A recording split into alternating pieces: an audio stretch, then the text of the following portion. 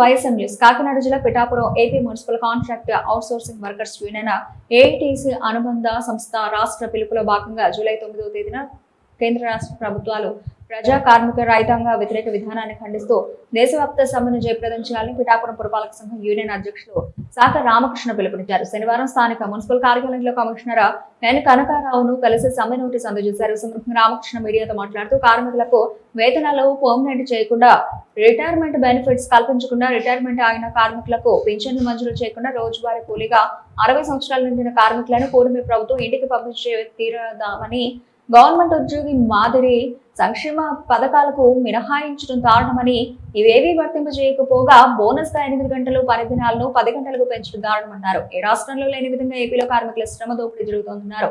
రైతుకి గిట్టుబాటు ధర కల్పించడంలో విఫలమయ్యారని ఎద్దేవా చేశారు. ధరలు నియంత్రణ చేయకపోవడంతో ప్రజలు ఇబ్బందులకు గురవుతున్నారని, ఇలా కేంద్ర రాష్ట్ర ప్రభుత్వాలు ప్రజా కార్మిక రైతాంగ వ్యతిరేక విధానాన్ని ఖండిస్తూ సమ్మెకు వెళుతున్నామని, ఈ సమ్మెలో అన్ని రంగాల కార్మికులు, ప్రజలు, ప్రజా సంఘాలు, మహిళా సంఘాలు పాల్గొనాలని ఆయన పిలుపునిచ్చారు. కార్యక్రమంలో దానాల సతీష్, బుర్రప్రసాద్, పొట్నూరి లక్ష్మణ్, ముత్యాల లోవరాజు తదితరులు పాల్గొన్నారు.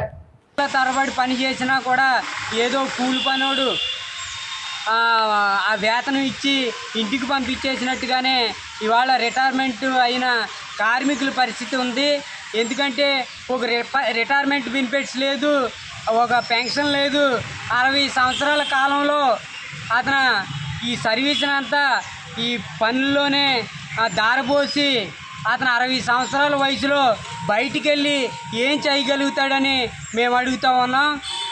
ఎందుకంటే ఇప్పుడు ఈ 60 సంవత్సరాలు మున్సిపాలిటీలో పనిచేసి బయట వేరే పని చేయాలంటే చాలా కష్టం కనుక అతనికి రిటైర్మెంట్ బెనిఫిట్ కల్పించవలసిన అవసరం ఉంది కనుక ప్రభుత్వాలు ఆ దిశగా ఆలోచన చేసి మా కార్మికులకి రిటైర్మెంట్ బెనిఫిట్స్ కల్పించాలని మేము కోరుతూ ఉన్నాం.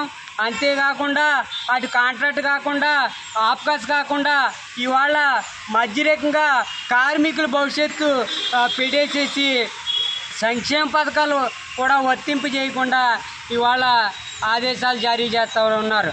తల్లికి వందనం అందరూ అందుకున్నారు. ఇక్కడ చాలీచాలని జీతం పూట గడవని పరిస్థితి. ఇలాంటి పరిస్థితుల్లో సంక్షేమ పథకం కష్టపడే వాళ్ళకి వేయడంలో తప్పేయటని ఇవాళ కార్మిక సంఘాలుగా ప్రభుత్వాన్ని అడుగుతూ ఉన్నాం. అందుకని తక్షణమే వీళ్ళకి తల్లికి వందనం ఇంప్లిమెంటేషన్ చేయాలని కార్మిక సంఘాలుగా డిమాండ్ చేస్తూ ఉన్నాం. అంతేకాదు 9వ తారీఖున వీళ్ళు కార్మికులకి ఏ అయితే సమస్యలు ఉన్నాయో ఆ సమస్యల మీద మా కార్మిక సంఘాలన్నీ మంత్రివర్గంతో చర్చలు జరుగుతూ ఉన్నాయి.